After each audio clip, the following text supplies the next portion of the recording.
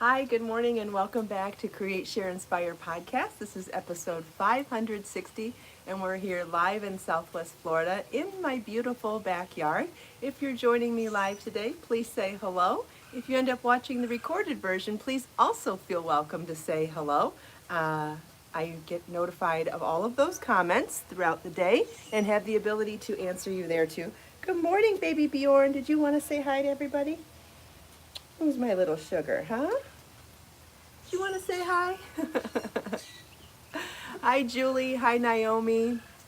Hi, Kathy. Hi, Diane. What's today? Wednesday? Happy hump day, everybody. Happy Wednesday. Thanks for joining me live if you can. If you end up watching the recorded, hello to you too. Hi, Lisa and Barbara. Good morning, everybody. Hi, Val. Good morning. Hi, Renee. Hi, G. Hi, Stacy. Hi, Joanne.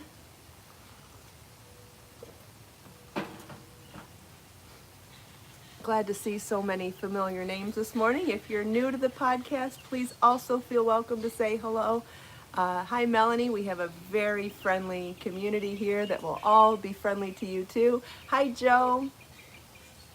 Good morning, everybody. Happy Wednesday. Happy hump day. Julie, my flowers are beautiful. Thank you. And I have an exciting surprise to show you in the backyard today. So we'll get to that in a few minutes. Hi, Catherine. And I know a lot of you are going to be excited to see it too. I saw some progress this morning, and springtime buds just are so symbolic of hope and growth and new life that I thought what a perfect time to share it with you. I almost cried when I saw it. In fact, let's go do it right now. Let's go. We'll start. We're going to start with, can anybody guess what I'm going to show you? Yes, Barbara, the plumeria has buds. And, oh, I didn't put shoes on. Dang it, I got to walk in wood chips. The plumeria has growth. Look at this. So we've got buds. And then on some of the little green stems, we even have the beginning of flower buds. Here, if you look at this one, you can see the flower buds are starting too. Oh, I don't know if it's gonna focus or not. Can you see this one? This one actually has the beginning of the flower buds on it. It looks like the little floret of a baby broccoli right now. But you can see this whole area from here up is all green. So we've got an inch of green growth, which means it was there yesterday and we just didn't notice. So some of these are still don't have growth on them, but you can see real tiny growth on that one and that one. And then look at that one up there. That has like 2 inches of growth, and then the baby broccoli cluster at the top, which is the beginning of the flower buds. So, and we have, let's see, how many of the baby broccoli flower bud beginnings do we have? 1, 2, 3, 4, 5, 6, 7, 8, 9, 10, 11. And then the rest of them just have the beginning of the green buds. But isn't that exciting? I was so happy to see that this morning and couldn't wait to show it to all of you too. Hold on, I gotta get wood chips out of the bottom of my feet. Yikes. Okay. Back inside. But I saw that and I was like, oh my gosh, it brings so much joy to me to see new life like that. And I know all of you enjoyed my plumeria last year. So I was very, very excited to show you. Oh, someone wants to know what color those flowers will be when they come out. They are going to be yellow, and won't that be an amazing combination with all of the other bright colors back there? We've got like an orangey red and violet, bougainvillea in this bush, and then in that bush and the bush in the corner, those are both fuchsia. So it's going to be a wonderful combination to have the yellow flowers there. And there are going to be really big green leaves that come first. Oh, Naomi said spring begins tomorrow. There, that's why the plumeria is coming out. So the leaves will be big and green, and then the flowers will be yellow centers and white on the out. So it's kind of like a gradient dye of a gradient color change from yellow to white, and they're so beautiful. All right, I do have to give a warning. Bjorn's feeling very lovey this morning, and we might see a caterquake. Those of you that have joined me live before in my backyard will know that Bjorn likes to rub his head on the tripod legs. So if the camera shakes, it's not an earthquake, it's just a caterquake with Bjorn trying to be lovey. Now he's rubbing up on my legs too, so we better pick him up for a minute. Is that it, baby boy? You needed a little lovin'. He maybe just needs a little loving. This is baby Bjorn. His brother Becker is over in the corner. But someone needs some love this morning. All right. All right. So, did everybody get a chance to watch the Leilani crochet shawl video yesterday? And if you did, what did you think of it? You didn't watch it, did you? No, okay, go on. He is so sweet. They're both sweet, just usually at different times. I never really get a cuddle from both of them at the same time. They kind of get a little jealous, so which is cute in itself. Hi, Donna. Yay! Joe is going to make the Leilani crochet shawl. Weren't you surprised at how easy it is? And one of the things that I love the most about it is that the fringe you work at the same time as the shawl. It's not done at the end. It's done all at the same time. So once you're done, you're done. I love that. Or once you run out of yarn, you're done. I love when things are made simultaneously. Yeah, and the fringe was easier than you thought, Joe. That's great. Also, one of my favorite design elements, deceptively simple. Something that looks complicated but isn't. Thank you, A. Abraham. I think your name's Alicia, but I can't remember. Ah, yes, Naomi, colors to decide on. I did bring my color wheel this morning if we wanted to talk about color at all. I have some projects to show you that I'm working on, so behind the scenes stuff. And what else? And color wheel. Oh, I know, if we get to it, I thought maybe we could work on a new decorative piece for my lantern, since this one has seen better days. Look at how sun bleached my piece is here. It's also crusty. It's been on there a very long time. It's been outside for a very long time, so probably time to redo that. And I thought, what better time that, and I know lots of people have asked me for a tutorial on it, and what I'm going to show you about this is so dang simple, and it's something you can do with any size pot, any shape pot, and honestly, what I'm going to be showing you is kind of the easiest way to do a yoke shaping, right? Isn't this kind of like a yoke? We have something that's skinnier at the top and then grows wider at the bottom. Skinnier at the top, grows wider at the bottom. So it's going, when I show you, it's going to be probably one of the simplest ways to do a shaping. So we'll do that a little bit too. No, it's crochet, Julie. It's not macrame. It looks like it though, doesn't it? It's the way I tied the fringe at the bottom. The fringe is tied here and then split in half and tied into a knot at the bottom, so it gives it the look of macrame. Does anybody like macrame here? Because I love macrame, and maybe we could do some beginner macrame stuff one day too. Macrame is not a far reach from crochet and knitting. It is knotting. In fact, with these 3-ply crochet chains that I'm using for the flat braiding, these would be a great tool for doing macrame. I just came up with another idea. Oh, yay. I love when stuff like that happens. A has adopted a feral cat. There are ways to domesticate them, that is true. In fact, my cats were feral when they were found at 2 weeks old. They were found in a McDonald's parking lot at 2 weeks old, starving to death and dehydrated in a box.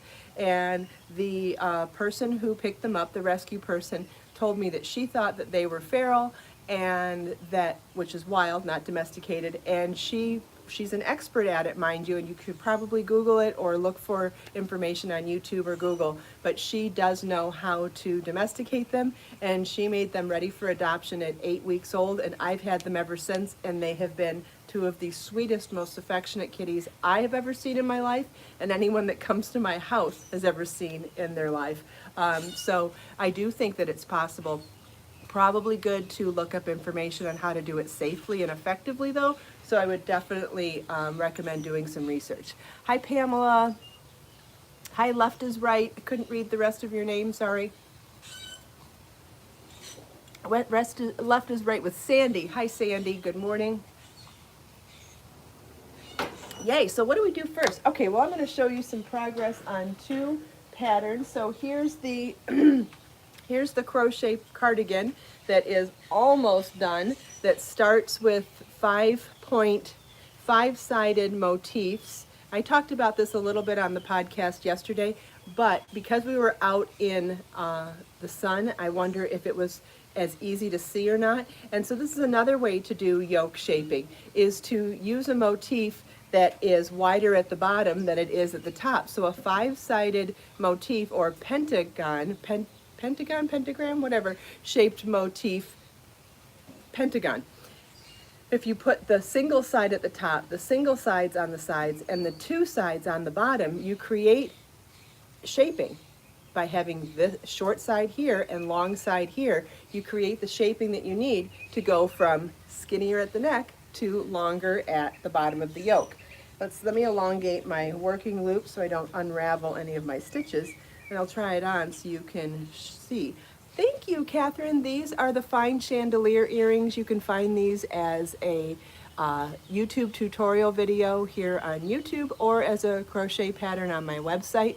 The pattern includes chart and written instructions, and then there's the video tutorial too. Great way to use up leftover yarn and to get a jump on holiday gifts, or just to get a stash of gifts going so that once we're not social distancing anymore, you have gifts to give people. I think that's a wonderful thing to work on while we're at home right now, is to get a jump start on gifts so that anytime you need a gift to give someone, you've got something ready to go. Okay, so look at how we start skinny here and then it grows because of that 5-sided motif. You can have the skinny side for the neck, and then the wider side becomes the shaping you need to turn flat motifs into a shaped yoke. Isn't that great? And then I accentuated that V by continuing on in a feather and fan or chevron stitch.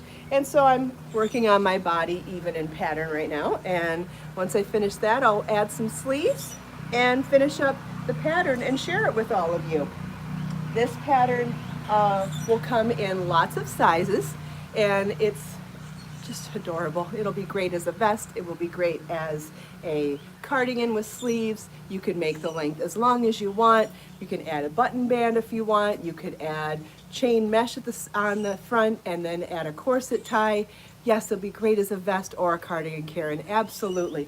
So, not to exclude knitting at all, I've been working on a top-down raglan cardigan slash vest in knitting, and this one, that one was in Be So Baby yarn, which is my DK weight yarn, using a G hook 4mm, and that's colorway Eggplant.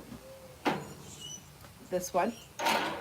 And then this one is Be So Baby yarn in Forest Green, which is my DK weight yarn as well, and I'm making this on knitting needles that are size US 8 or 5mm, in a really beautiful lace stitch pattern through the yoke with raglan shaping. And then what I separated for the body now, I might be able to try this one on. I get really scared trying on knit ones because you don't want to pull stitches off the needles, but let's do it. Why not? Why not do something silly live? All right, the hard, and not twisting the yoke as I go here. Oh, that's a cute shot, throwing my belly at the camera. Oh, it worked, look at, this is my first time seeing it on too. Okay, well it's not coming across my whole chest. I know, I feel a little brave, Thea. Okay, but you can see, how beautiful does it look on? Oh my goodness. All right, so what I've decided is this is the stitch pattern for the yoke. And then once I separated, I went back to garter stitch for a couple of rows here because I want to switch to a different stitch pattern with a different design for the body of the vest. It comes further across my chest. My needles are shorter, so if it looks like it's not going to fit, it is. My stitches can't come all the way across because of my needle, and I don't want my stitches to fall off. But if I stretch this out, you can see it would come across like this right now. So I just can't do that at both sides at the same time. But it's gonna be cute. And the pattern's not too difficult. I would say it's, you know, a top-down in pattern, in lace pattern, but it's only a 2-row stitch pattern. I mean, it's definitely advanced beginner. I wouldn't quite call it intermediate. I'm gonna still call it an advanced beginner pattern for knitters. Teetering on intermediate. It gave you a good idea, Barbara, yes. And so then I'm gonna finish. I'm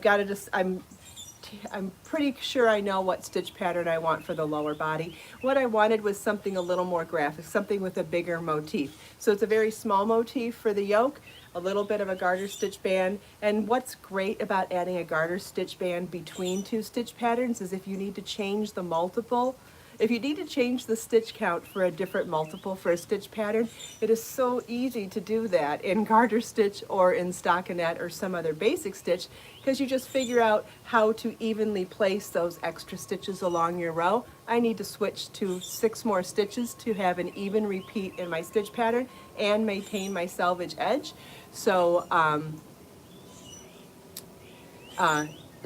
that's, lost my train of thought for a second. So that's one of the reasons to put that in there. Thank you, Kimberly. These are called bougainvillea. I know that they look a lot like azalea, and I don't know what the difference is, but they are, but just so you know, these are called bougainvillea. But I remember seeing azalea at my great aunt's house in Georgia when we used to visit her, and they were so pretty too, and they look a lot alike. I agree. Okay, so that's one of those 2 garments are one of the reasons that I brought out my color wheel today. And, oh, baby Bjorn, your toy's under my chair.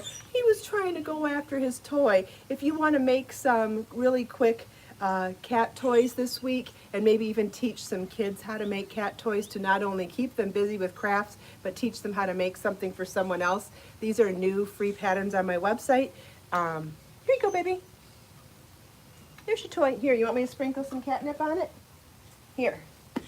Let's whoop it up. There you go, sugar. Becker, where's yours? Hold on. I gotta get the second toy, too. Okay.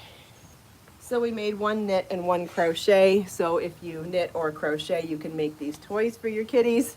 I put catnip in them. But, you know, I love to spoil my babies, so every time they show a little interest in them, I sprinkle with a little more catnip.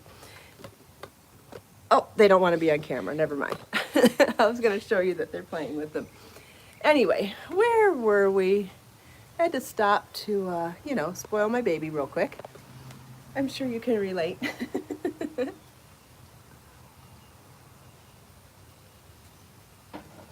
I'm going to make a tutorial for the knit hat that I just made. I didn't make a tutorial for it yet? Okay. Then I guess I better make a tutorial for it. Yeah, I'll make that soon. I'll add that to another thing, a 3 strand chunky weight hat on size 9mm knitting needles. Great project for getting a jump start on holiday. Everyone's got lots of time on their hands right now. It's a perfect opportunity to get ahead on gifts, not just for holiday, but even just to get a stash of handmade gifts on hand so that when anything else pops up, a last minute birthday, a last minute housewarming gift, or a last minute just because gift, or a thank you gift, there's all sorts of reasons to have handmade gifts on hand. So this is a great opportunity to get a stash of gifts made. Let's see if this will show up on camera, or how I can get it closer. It's not going to do that well. I might have to put it behind me. Anyway, what I wanted to show you, so when I start designing a pattern like the 2 cardigans that I just showed you, what I start thinking about as I'm working along on it is, what am I going to wear with it, right? I chose a dark green for the knit cardigan and a dark purple for the crochet one. So we've got Be So Baby yarn in forest green and Be So Baby yarn in eggplant. And obviously the obvious is you wear them with all black, you wear them with jeans and a t-shirt, you wear them with, you know, all gray, you'll be fine, right? Or white, you'll be fine. But that's when I start thinking about my color wheel and start thinking, well, how can I get interesting with those colors? And so I wanted to show you some of the different ways to use the color wheel then and to figure out what you would be wearing with that. And so one of the things that I'm thinking about with the eggplant is to go into the triad colors. Actually, it's funny because the forest green and the eggplant are both a triad, and I've been leaning towards a coral dress for wearing underneath both of them actually in the styling for the photo shoot and how I would wear it afterwards. So it's interesting that that actually is the triad. Now, if you wanted to go opposite in this yellow section, that would include everything from khakis to chinos to, you know, a khaki chino dress or skirt, and that would be so pretty. Or anything in the gold family, anything in the golds or khakis or olives would be really beautiful with the eggplant. And then if you wanted to go opposite with the forest green, you would go into the mauves and the reds and even a brick, salmon, all those types of colors would be opposite. But then if we go to the triad, this is the triad. Now, if you want to do the, how do you say the other word? The foretop, the tetrad.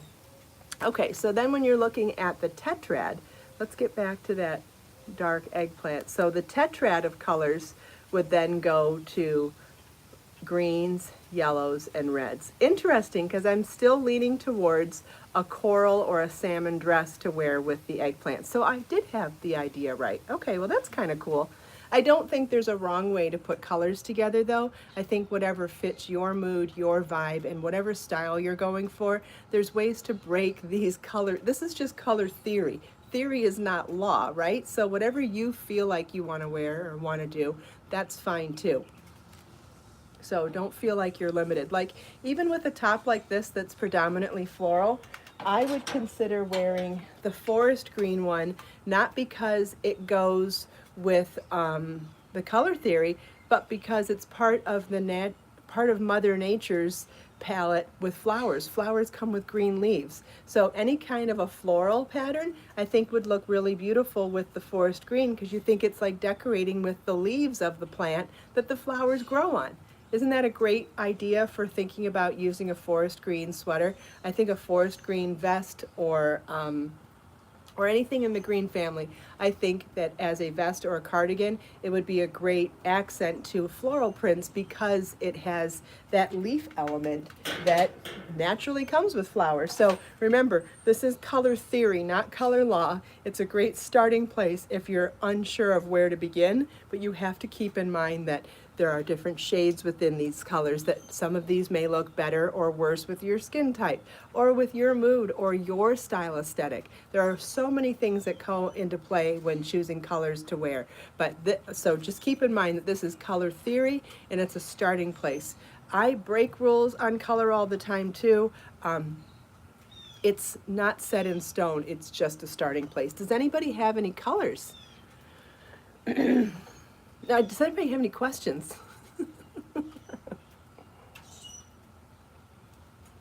Hi, Shelley.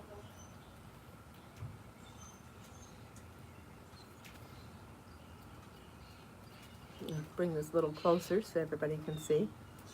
Does anybody want me to pick a different color on the wheel and discuss some combinations? We can do that too. Oh, we didn't really talk much about the green then, did we?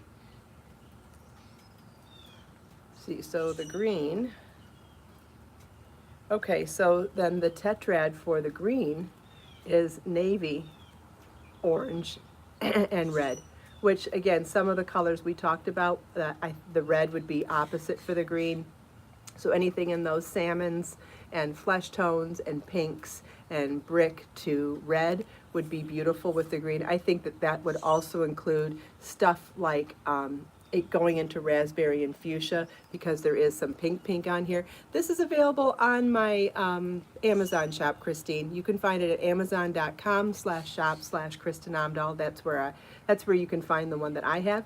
But then going into the blues here, I think, so this one is blue, not violet blue. That's the other end of the tetrad for the forest green, and that includes everything from like a dusty stormy sea blue to a dusty light blue like a sky blue, and even goes into a darker teal. And it's funny because with the green cardigan, I've been thinking about wearing a turquoise dress or a teal dress and sticking with that blue-green family, and I thought that would be interesting too. I still think that going in with the gold would be really beautiful, or even going back to my coral dress would be really pretty.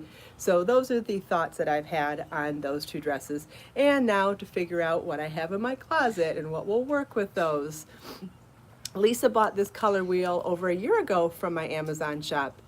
Wonderful. Yeah, we've been talking about this color wheel for a long time. Oh, and this is the other side that's really cool. So once you pick a color, like let's say we pick blue, see how there's holes in this and you can slide it? You can slide it around, pick your color, and then it'll tell you what your colors are, what color combinations happen when you add white or add yellow or add red or add black to it. So very interesting part of color theory.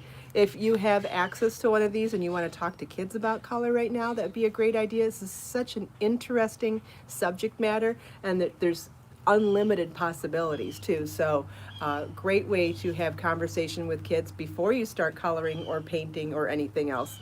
So just a really great subject to share with kids, and so many combinations.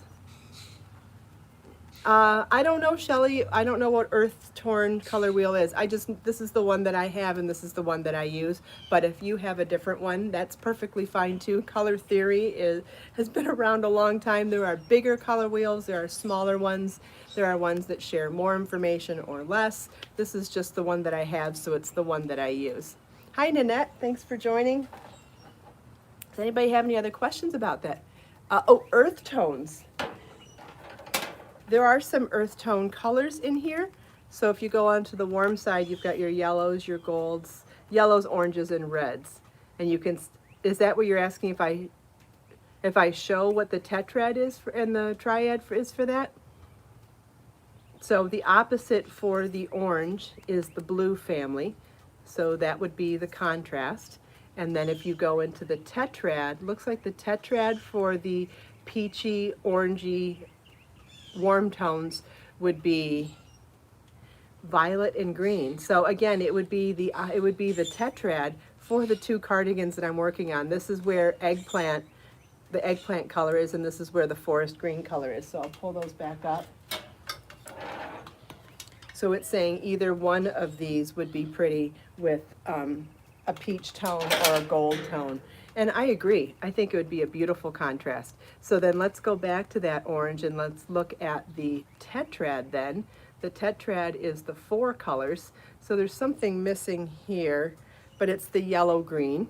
They had to put the barcode somewhere. So yellow-green would include all your lime greens and your fuchsia, lime green and chartreuse and all of those yellow greens. So that would actually be really pretty with the earth tones as well. And then going into the reds, pinks, salmons, and brick, which brings me to Parisian Bordeaux, which is my dark red that you can find in Be So Fine yarn on my web, and also you can find that color in burgundy in Be So Baby yarn. So like that dark red is beautiful with salmon and flesh tones. And think about it, we love that color lipstick on skin tone, right? So it makes sense that we would like it with peachy tones. Okay, and then we go into, which one is this? This one's the straight up blue, not blue violet. So the straight up blue also looks good with the peaches and the golds and the reds and the salmons and the brick reds. Very interesting. Does anybody have any other questions? Hi, Sharon. Hi, Sharon. Glad you could be here. Or glad you felt comfortable saying hi. She says she's been here a long time but doesn't normally comment. You know, once you do something a lot, it gets easy, but it can get intimidating or seem cumbersome to comment if you're not used to it. I agree with that. Hi, Benoit. Benoit, I think. Hi, thanks for joining. All right, where are we in my bag of tricks here? I think we said we were going to possibly work on a quick tutorial for redoing this one here. And what I was thinking is to do a high contrast color. We could either do blue. This is cobalt blue in Be So Baby yarn. This is violet in Be So Baby yarn, and this is Diva. So I thought one of these three colors might be pretty for the mesh background that we need to do first, and then I could use all three colors for making the decorations and the flowers to decorate with it. But I'm kind of leaning towards the cobalt blue for the base because the glass is already pinky purple. I thought that going with a contrast color would show up. So what do you guys think of that? If that's a no, don't do that, or it's a yes, that's a great idea, I'm open to ideas. And I did bring my big crochet hook out here. Thank you. I love my backyard too. Okay, I know I brought a big crochet hook for doing this. I may have to go grab another one, isn't that? Oh, no, there it is. It's on by my feet. Blue, yes blue, and I didn't see anymore. So what I'm gonna do to start, because I carried a bunch of yarns together to do this originally, I'm going to do my quick little chain plying to get it started. So for those of you that have or have not watched that video yet, I'll show you real quick how I do chain plying, and that's how I take one ball of yarn and turn it into 3 strands. So I made a slip knot on my yarn, and I'm gonna pull a loop through the slip knot as I tighten the slip knot down, and then as I pull this elongated loop up with my working yarn, I now have 3 plies of yarn. I'm going to pull a loop through the loop, and I now have a long section of 3-stranded DK weight yarn, which is a good thickness, like a chunky, to work with my, what do I have here? I've got 6.5 millimeter crochet. 6.5 to 8 millimeter, anything in that range would be lovely with tripling this yarn. And I will tie the yarn to my crochet hook and get started. So I'm going to give you the gist of this before we get started. What I'm doing is doing a chain mesh around the neck of this jar and increasing the size of my mesh as I go to create that increase section so that it'll fit beautifully on this jar. And how we do that is by figuring out what the neck measurement is first, and I'm going to do that in a multiple of 3, and I'll tell you why in a second. So I'm just going to 7, 8, 9, 10, 11, 12, 13, 14, 15, 16, 17, 18, 19, 20, 21, 22, 23. Okay, getting to my chain ply, so I will pull another loop through. I'm at 23, want to stay a multiple of 3, 24, 25, 26, 27, 28, 29, 30, 31, 2, 33, 34, 35, 36. Let's see where we're at. So I want it to fit around here, but it's got to be wide enough to also fit around here, because see how it flutes out a little bit? So it really needs to be wide enough to get over this, but sit here and not be wide enough to slide down the whole thing. So I'm at 36 now. We'll try 6 more. 37, 38, 39, 40, 41, 42. It's just really important that I do a multiple of 3 right now, and I'll tell you why in a minute. 45 might do it. 43, 44, 45. Yep, 45 will do it. Okay, needed to be a multiple of 3 though, and I'll tell you why. So we're going to turn this into a ring. So we've got chain 45. Now this will depend on what kind of yarn you're using, what size hook you're using, and what size jar you're decorating, but it just needs to be a multiple of 3. That's it. So we joined with a slip stitch, chain 1, single crochet in the same space, chain 3. Whoops, I forgot to pull my chain ply.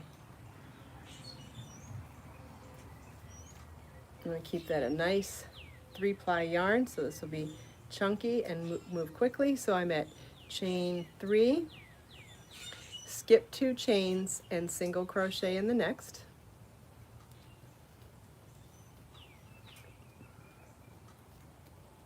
I got my tail caught in there, hold on. I know that happens to you too, it's okay. Remember to not stress out and don't get mad at yourself for making mistakes. Mistakes happen to everybody. Chain 3, skip 2 chains and single crochet in the next. And we're going to repeat this all the way around. Chain 3, skip 2, single crochet in the next. Chain 3, skip 2 chains and single crochet in the next. So while I'm working on this row, you can talk to each other if you feel like it. If I can possibly answer questions, I will. I guess I'm done counting now, so it's probably a good time for me to be able to answer questions again.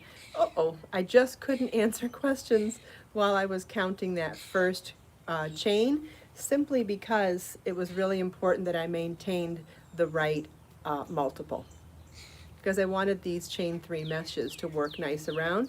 So it's chain 3, skip 2 chains, and single crochet in the next, which is super easy, right? Yeah, why not? Let's do instant tutorials. We can do anything we want live, right? And anything to keep us distracted and focused on creativity and positivity. And not only that, but we're doing it together, and everything's more powerful with numbers, right? Everything is. So if we can promote creativity and positivity here in the morning right now, then not only is it making my life feel more positive and creative, it's making your life more positive and creative, and our whole auras and our whole vibes are spreading that out into our circles too. So yay for us. I mean, that's just it. There's only one thing that we can control right now, and that's ourselves. But that's always the case, even when life is normal. The only thing that we can control is ourselves and our perception of everything going on around us. So we can practice what we preach in normal times. We can practice it right now too. It's really important that we focus on what we can control. And what can we control? Ourselves. That's it. So creativity and positivity, that's it. We're almost to the end of the first round, yay. Okay, so what I'm gonna do to finish off my rounds is that kind of a join where we do something to replicate the last chain 3. So we're gonna do a chain 1 and a half double crochet into the first single crochet at the beginning of the round to join. And what that does is creates the chain 1 and half double crochet, gives us the equivalent of a chain 3 space, but allows us to end the row or end the round in the top center of that chain 3 space, which puts us in the perfect position to start the next round. Now, because I'm designing on the fly, I still want to check and make sure that this is going to fit over the top, because this is the most important thing. If we finish this whole thing and it doesn't fit over the lid, then we kind of wasted our time. You know, it's a tight fit, but it will fit over. So that's the most important thing to figure out. So now that I've done that after the first round, which has the beginning as a chain, that's where it's the tightest. So if it fits now, as we do increases and make this shaping bigger to create that shaped yoke, it'll only get looser. So we've been able to overcome the one obstacle that we might have, so it's smooth sailing now. So how are we going to create shaping and turn these chain 3 meshes into something bigger that will fall down over this much thicker yoke? We're going to do that by changing the size of our chains. That's it. So we'll start the next row with chain 1 and single crochet in that first chain 3 space, chain 5, and single crochet in the next chain 3 space. Chain 5.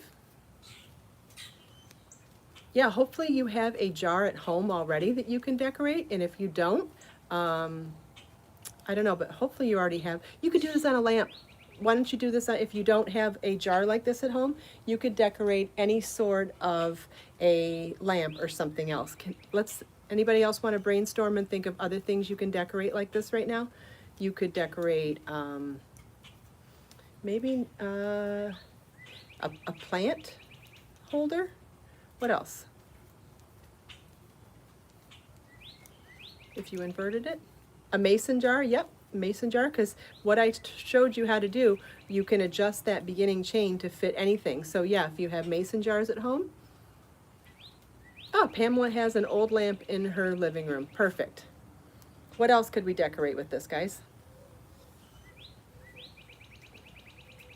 So we're doing chain 5. So our first row was chain 3 single crochet, and our second row is chain 5 single crochet, and already you can see how that's really flattening out and staying nice and wide.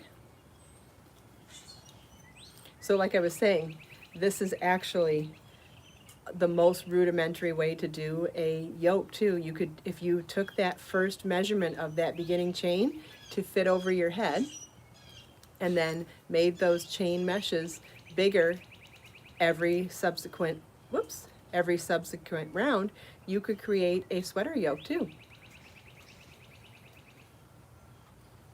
Okay, so we got chain 5 single, chain 5 single. Yeah, chain, you know, just something to decorate, something to do, something for fun. And if you have beads, you could decorate that with beads. We're going to make flowers. You could decorate with pom-poms. You could decorate it with all sorts of things. I did flowers and tassels on mine, and if we get to that today, I will show you that. But if we only get this far, that's fine too. All right, so we're going to replicate our chain 5 space at the end of the round now. So to replicate a chain 5 and still end in the top center, it's a chain 2 and double crochet into the first single crochet at the beginning of the round to join. Julie's asking how many chains to start with. However wide the smallest part is of your lamp or of your jar in a multiple of 3. Kimberly's going to be making crackers today. That's wonderful. I made kale chips the other day, and I'm so glad I did. What else? Oh, I'm going to make, I'm going to roast, I have some raw cashews, and I'm going to make my egg white and spice mix to put on them. Maybe, would that be something that anybody would like me to go live and do? Okay, so we've done our chain 5 mesh round, and we ended it with a chain 2 double crochet to finish that chain 5 in a position where we're in the top center. So now we're going to chain 1 and single crochet for the beginning of the third round. And we did chain 3, chain 5, we're going to do a chain 7 now. Oops, first we're going to keep our chain plying going. That's what's giving us this really super fast and chunky look.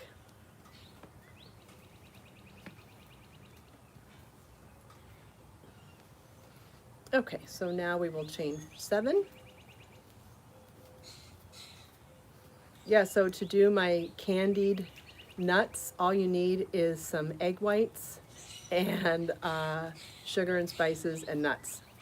So if you have that in your pantry already, you can roast nuts and get like a nice coating on them without adding butter. They're so good. If you already have my book, 80 Handmade Gifts, you already have the recipe for it. No, we're not eating vegan anymore, Catherine. We stopped eating vegan a couple weeks before this all started. And I'm still trying to eat plant-based for lots of meals, but we're definitely eating dairy and meat again. Whoops, I said chain 7 and I forgot and did chain 5. So I did chain 7 on my first one and then forgot to maintain it. So this is chain 7 single crochet for this round. So what we're doing is, instead of doing any fancy shaping, all we're doing is changing the number of chains within each mesh. How easy is that, right? So if you were doing this on thinner yarn and doing the yoke for a sweater, you might do 2 rounds in each of the sizes of the chain before moving on to be more subtle. So if you were doing this like in Be So Fine yarn to do a yoke for a sweater, you might do 2 or 3 rounds of the chain 3 mesh, and then 2 or 3 rounds of the chain 5 mesh, and then 2 or 3 rounds of the chain 7. So it'll just depend on the gauge you're using and what you're actually making. But if I were making a garment, I think that you might want your rate of increase to be slower with a thinner yarn. Just a thought. But on this chunky yarn, and to do a lamp decoration, quick is the key. 1, 2, 3, 4, 5, 6, 7.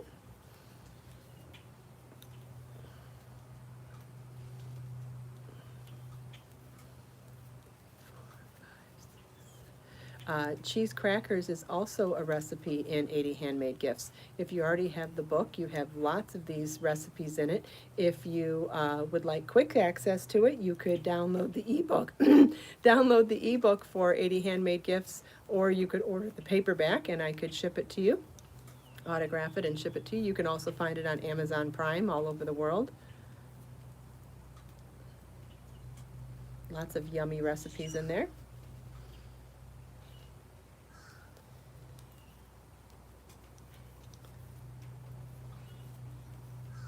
3, 4, 5, 6, 7.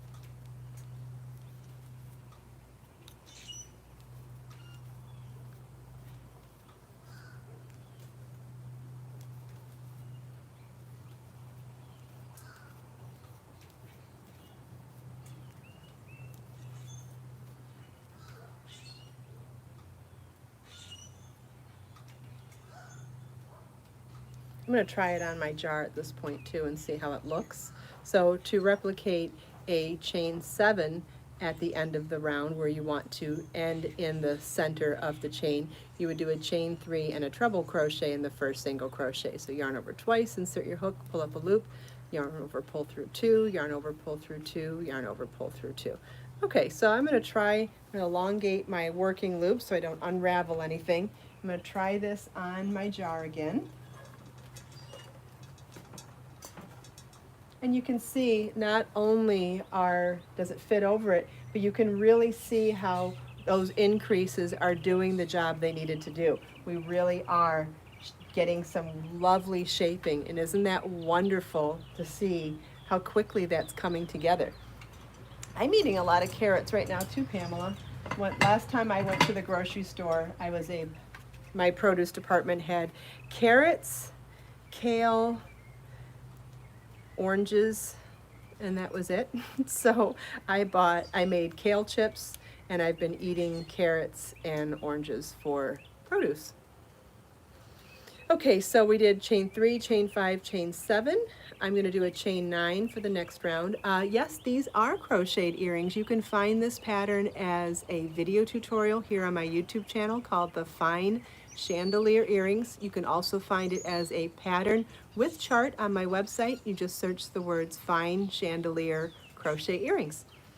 1, 2, 3, 4, 5, 6, 7, 8, 9. 1, 2, 3, 4, 5, 6, 7. I got a question, but I got to count first. Who knows who relates to that, right? In a second, I gotta finish counting. Okay, someone asked me how I make kale chips. I take a bag of kale that's already chopped, you know, the big bag for $2 or $3 at the grocery store.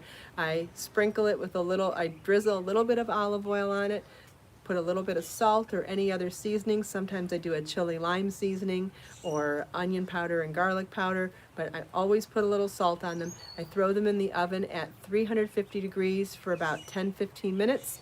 Check on them halfway and give them a toss to see if they're cooking evenly, and then I let them cool on the stove, and they end up being crunchy and salty. Not quite a potato chip, but definitely if you're a lover of crunchy and salty like I am, it is a very healthy alternative to downing a whole bag of chips. Because if you eat the whole tray, you've downed a whole bag of kale.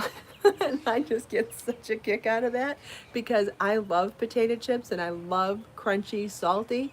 And if I open a bag of potato chips, I pretty much want to eat the whole bag anyway. So to eat a whole bag of kale and feel gluttonous is just awesome. Oh, Pamela, if you love tortilla chips, I've got a trick for you too. I buy corn tortillas at the grocery store, and I cut them.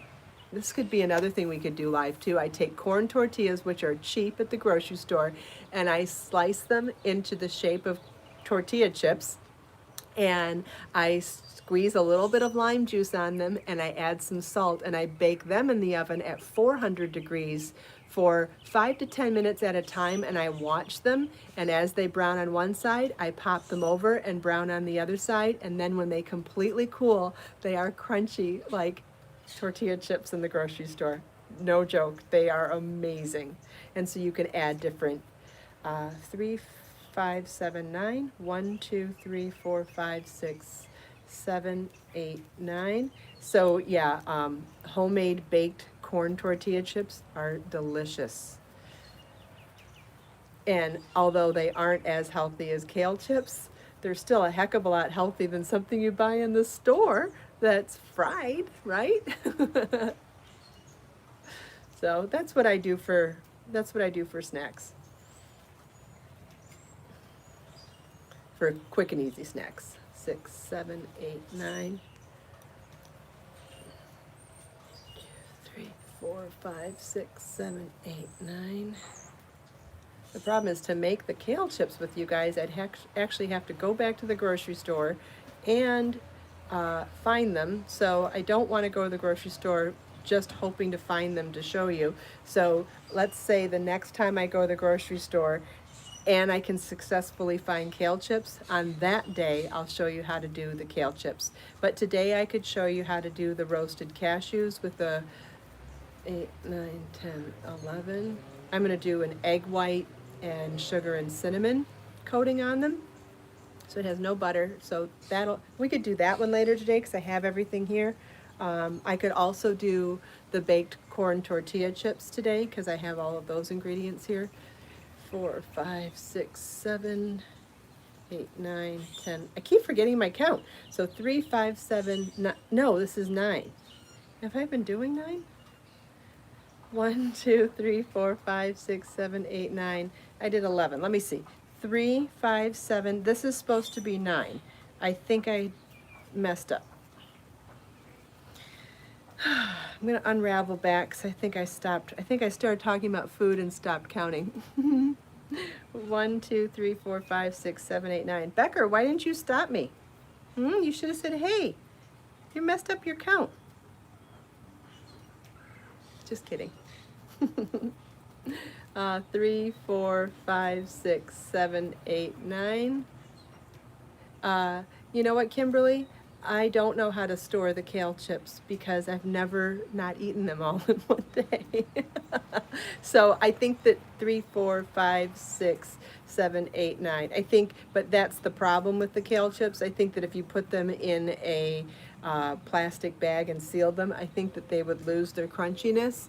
So I think you'd need to put them in some sort of container that they wouldn't stay moist. You want them to stay dry. 4, 5, 6, 7, 8, 9. So putting them in a container that covering them maybe, or just making enough that you think you're going to eat in one day. 7, 8, 9. I can easily eat half a bag of kale. So what I'll do is fill a small cookie sheet with half a bag of kale and know that I'm probably going to eat the whole thing. Otherwise, I don't think that they stay crunchy if you put them in a sealed container. 7, 8, 9. So someone was asking what I'm making today. I'm redoing the cover on this jar because this cover has seen better days. It is 1, 2, 3. It's almost 4 years old, and it's been outside in the sun for that whole time. And you can see it's really seen better days. So I know a lot of people, when I do the podcast here in my yard, have asked about a tutorial for it for many years, and I have no good reason for not having a tutorial for it. So I thought today would be a great time to do that. So easy. And I think what I love the most about sharing this with you is that it doesn't matter what size or shape container you have. The theory behind how I'm doing the shaping would work on anything. We might be at our last round, guys, which means I can show you how to do that really cool fringe technique, which is what makes it look like macrame instead of crochet specifically. 1, 2, 3, 4, 5, 6, 7, 8, 9. 1, 2, 3, 4, 5, 6, 7, 8, 9. It'll either be this round or the next round. I'm not sure if we're going to stop at 9 or 11. 1, 2, 3, 4, 5, 6, 7, 8, 9. I do have some beads on the original, and I added them after. I added them as charms. So we could definitely do that here too. 3, 4, 5, 6, 7, 8, 9.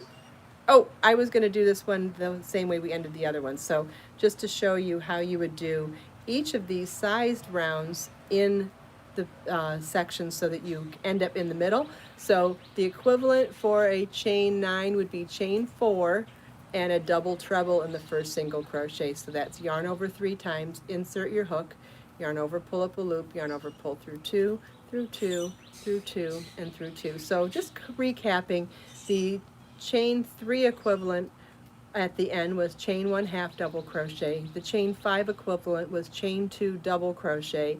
The chain 7 equivalent was chain 3 treble crochet, and the chain 9 equivalent is chain 4 double treble crochet.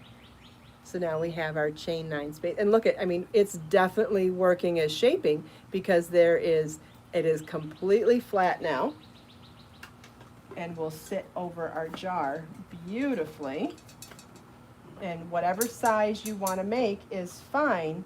Whatever size jar you want to cover is fine. All you're going to do is start your beginning chain with a multiple of 3 to snugly fit over the smallest section of your jar, and then from there do your increase your chain meshes by 2 chains every round to get it to sit down. So we're at the length of our final round of the original.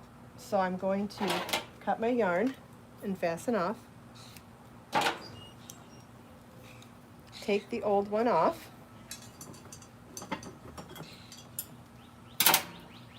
Put the new one on. And then I'll show you how to make those really cute. I'll show you how to make these really cute fringes and how to tie them, split them and tie them to create that look that we had on the other one. So let's grab a book. How long are those?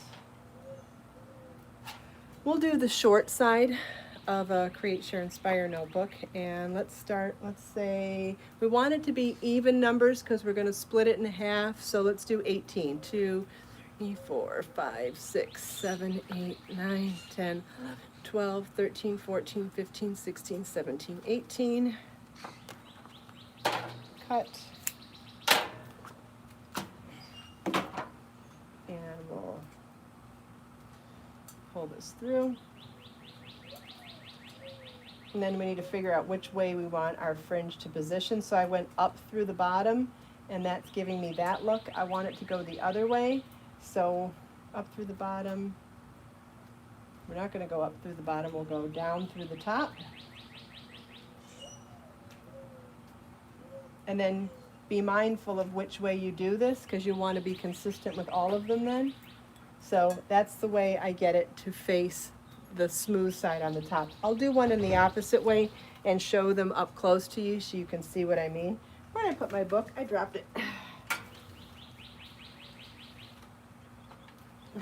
As I'm bending over in my tight jeans, I'm going, try not to grunt on camera. Try not to grunt on camera. I'm sure everybody knows what I'm talking about. And I was successful, but then I told you anyway.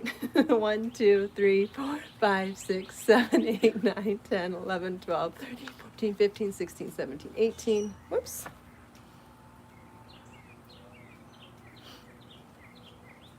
Undo that knot. Okay, so cut those.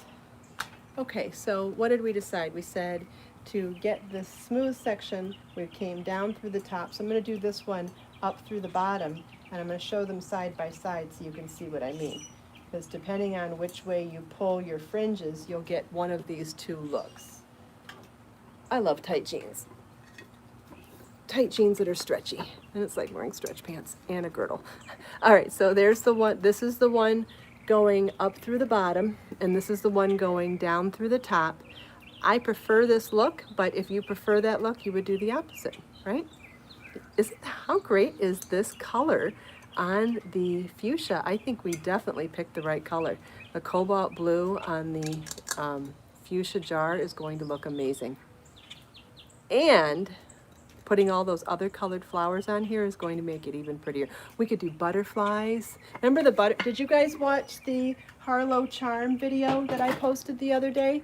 I showed all 5 of the different mini charms to put motifs. So we did a butterfly, we did a bow tie, we did a heart, we did a flower, and we did a star. I think adding stars and flowers and butterflies on this would be amazing. And we'll do them in all of these bright colors then.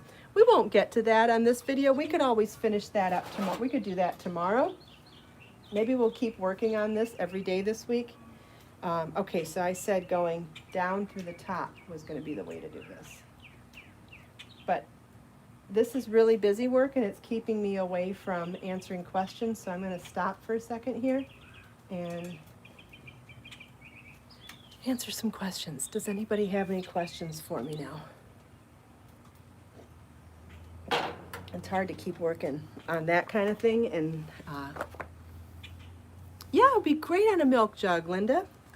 Absolutely. Oh, here's a thought. What if you did this on a milk jug, then cut a hole in the back of it and put one of those little battery-operated votive lights in there, and you could make it light up at night? That's a great idea. I don't have a milk jug to show you how to do it, but yes, 7, 8, 9, 10, 11, 12, 13, 14, 15, 16, 17, 18. Yes, I love that idea. That would be wonderful. So you buy you take a leftover milk jug, a gallon jug, and clean it out. Cut a little hole in the back and pop in a battery-operated votive candle. You wouldn't want to use a real candle because it could melt the plastic. But use one of those battery-operated ones, and then once you add all of your crochet and yarn adornment, what you'll have is something that glows from the inside, and it'll pop out through all of the negative space from the laciness of your crochet pieces. That would be, so it would be beautiful during the day and at night. 6, 7, 8, 9, 10, 11, 12, 13, 14, 15, 16, 17. Oh, an old-fashioned, did I count 18? I think so. An old-fashioned metal one would be even more beautiful. Yes. Wouldn't give you that same see-through ability, but yes, it would be beautiful. And any glass jars that you have at home, you could do this with. Anything glass. Oh, this is so great, pretty. Oh yeah, an old-fashioned butter churner. Yep. Yeah, so if you have any kind of containers at home like that, you could definitely be making this. Absolutely. And you see how quickly it is. 7, 8, 9, 10, 11, 12, 13, 14, 15, 16, 17, 18.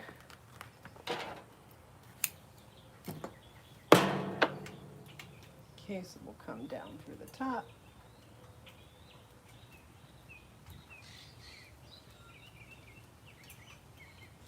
Oh, gosh. Okay, so we've done enough now that I can show you how to do that secondary section of the fringe down here.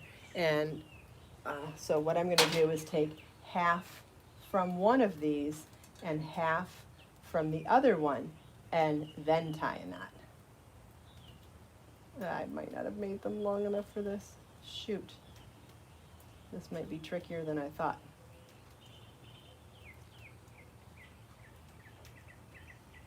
There we go. So then we've got our second knot. Can you see that one? I'll do another one. A little longer, might have been easier. Might even just be that I did too many. Why don't we switch these out and make them like 10 instead of 18? Because then I think these are too thick too, which is good news because it means we can spread them out. and we actually have more fringe than it looks like. I don't want to cut it in half and do 9 because then we don't have an even number to split them. So let's see, what's that? 1, 2, 3, 4, 5. Okay, 8's good. Let's do 8. And to do the fringe, the direction that I wanted will come down through the top.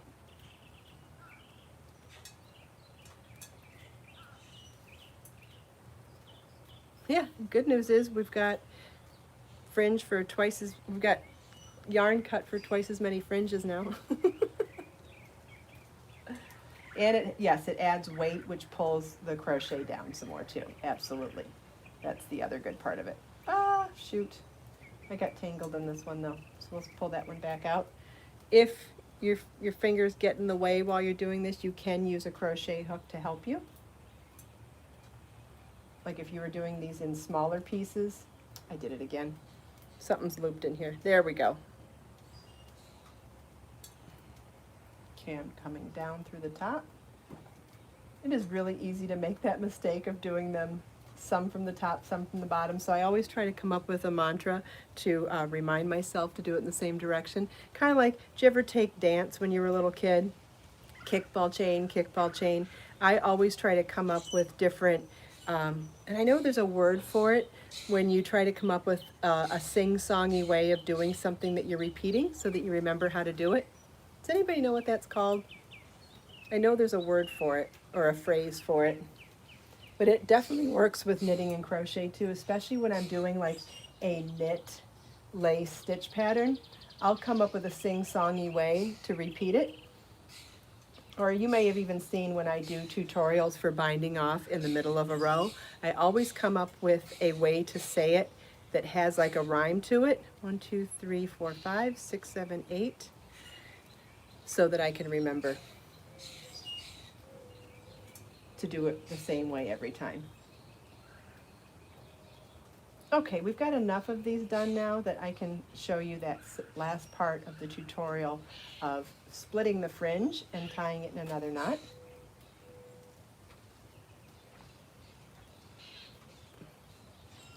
Mnemonic device. Thank you, Janet. Yes, I thoroughly believe in that, and I've been doing it ever since my jazz dance lessons when I was a kid.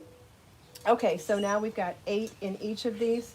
We'll split them, and once you do it, then there's 8 on both sides. So we'll split and grab 8 from each one and tie these into a knot.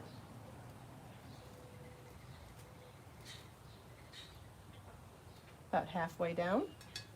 See there? And so our last mesh ends up being from the yarn not crocheted, just the smooth yarn and a knot. So we'll grab half and half on this one. And this is where I added a charm on the last one. So if you have some charms or you want to take some beads and put them on a charm, put them on a ring to create a charm, you could add those there, or you know, add beads any way you like. I'm going to probably end up putting some crocheted flowers and butterflies and stars on mine. And you can find the tutorial for making those motifs right here on my YouTube channel. I did a video just a couple of days ago on crochet charms, which were 5 different motifs. There's the star, the butterfly, the heart, the flower, and bow tie. Any one of those or a combination of them with different colored yarns will be absolutely stunning on here. And then we can do one last tassel at the top and we'll be good to go. So, does anybody have any last questions for me as I work on these? Yeah, if you have butterfly clips and you would want to put them on there, you could. The only thing about the butterfly clips is I'm keeping this outside, and I actually use my butterfly clips for my hair and my clothing, so I probably wouldn't leave them outdoors. But if you didn't want to knit or crochet any charms or motifs for this, you could definitely add clips. Absolutely.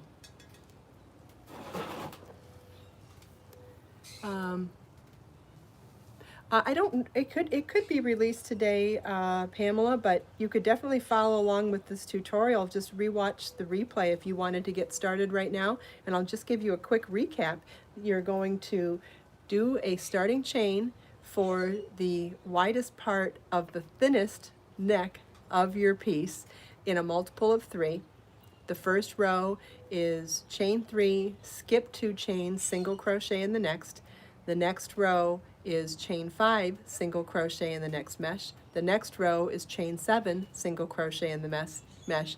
The next row is chain 9, single crochet in the mesh. So you're increasing your chain space by 2 chains every round that you want to increase and create more width. Now, depending on how big your jar is, you may be doing this more or less than I did, but as long as you start with a multiple of 3 chains in your beginning chain, you can create this kind of shaping on any size jar, any size container, a lamp, and this is even something that you could modify to create the yoke for a top-down sweater too.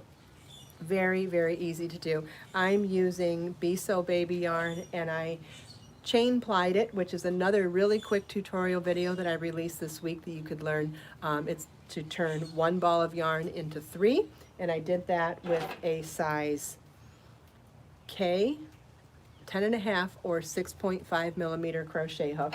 And again, it was multiple of 3 for the chain to fit over the tightest part of your jar, and then chain 3 mesh, chain 5 mesh, chain 7 mesh, and chain 9 mesh. And you could do this for any size container. If you have any other questions, please always feel welcome to leave them for me in the comments. If you wanted to buy some Be So Baby yarn, I ship at the post office every day. Yes, this would be amazing with bling yarn. We could even use different yarns or bling yarns for the different flowers and adornments as well. You could do this in any combination of colors, any combinations of yarns. You could mix different yarns together, add beads, add charms. There's really no wrong way to be creative, which we talk about all the time. But thank you all so much for joining me today. I really enjoyed this a lot. I hope you did too. I hope I inspired you with some different color ideas with our color wheel theory. I hope I inspired you with, got you excited about some upcoming cardigan patterns, and I really hope that I inspired you to want to go and go rummage through your garage or your storage, or go find a lamp or a jar, and you can make this today. Let us make time to, oh, wait a second, we're not done. We need to pick a notebook. I still have these on sale too if you want to order any of these, and I ship at the post office every day. Somebody pick a number between 1 through 7 and we will grab a quote. Okay, Val says 2. This was, do you guys remember what photo this is? This is from my birthday a couple years ago. First birthday I spent without Marlon. My girlfriend Nicole took me to the beach for dinner for sunset, and I got one of the most amazing sunset photos I've ever seen. It was purple and violet and gold and coral, and I'll never forget that night. Talk about turning lemons to lemonade. Okay, so let's grab a quote. This is by Mahatma Gandhi, one of my all-time favorite inspirational people. Everyone who wills can hear the inner voice. It is within everybody. Everyone has what they need on the inside. We all have the control we all have everything we need on the inside to control ourselves and to find positivity and joy and creativity, even if it's for only 1 minute at a time. This is so powerful, so wonderful, and so true. So thank you, Gandhi. And even if you can find joy for 5 minutes at a time, 1 minute at a time, try to do something that brings positivity or joy to your life. And not only will it make you feel better, but it'll send out those vibes to everybody that's in your circle too. I'm not saying it has to be 24 hours a day, but just try for a minute or 5 minutes at a time. That's all we have, right? Life is all about what we have right now. We have this moment right now, and that's it. So thank you, Gandhi, for that amazing and wonderful and empowering message. Everyone who wills can hear the inner voice. It is within everyone. We are all more alike than we are different.